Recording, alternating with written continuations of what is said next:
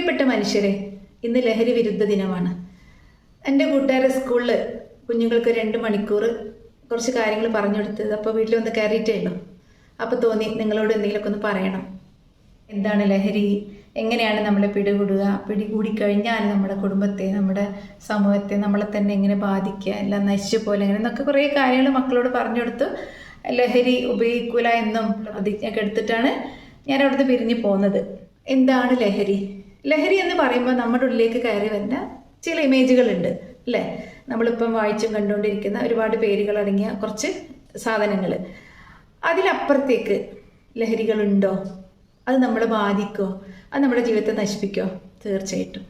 അവ നമ്മുടെ വികാരങ്ങളാണ്, നമ്മുടെ ചിന്തകളാണ്, അമിതമായ നമ്മുടെ സ്വാർത്ഥതയാണ്. ഇതൊക്കെ ലഹരി പോലെ നമ്മളെ ആക്രമിച്ച് നമ്മളെ കീഴടക്കുന്ന ചില കാര്യങ്ങളാണ്.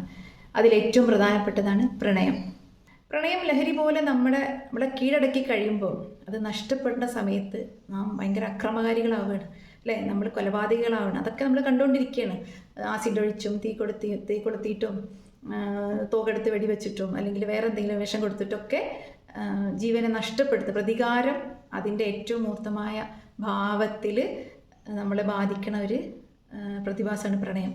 അതുപോലെ തന്നെ സ്വാർത്ഥതയും. അമിതമായ സ്വാർത്ഥത കൊണ്ട് നമ്മൾ നശിക്കും, നമ്മുടെ സ്വസ്ഥത നശിക്കും, നമ്മുടെ എതിർവശത്തുള്ള ആൾ നശിച്ചു. എല്ലാം അങ്ങനെ തന്നെ. എല്ലാം അമിതമായി കഴിഞ്ഞാൽ അത് ലഹരി പോലെ നമ്മളെ പിടികൂടും. അതുകൊണ്ട് ഈ പറയുന്ന നമ്മളെ മുന്നിലുള്ള നമുക്ക് കാണുന്ന ഈ വസ്തുക്കളോ അല്ലാത്ത ലഹരികളെ, നമ്മുടെ വികാരങ്ങളെ, വിചാരങ്ങളെ ഒക്കെ നിയന്ത്രിക്കാൻ പഠിച്ചു കഴിഞ്ഞാൽ, വികാരം എന്ന ലഹരിയെ നിയന്ത്രിക്കാൻ കഴിഞ്ഞാൽ ജീവിതത്തെ ഒരുപാട് സമാധാന സ്വസ്ഥതയുള്ളതാക്കി മാറ്റുന്നതിന് ഒരു സംശയമില്ല.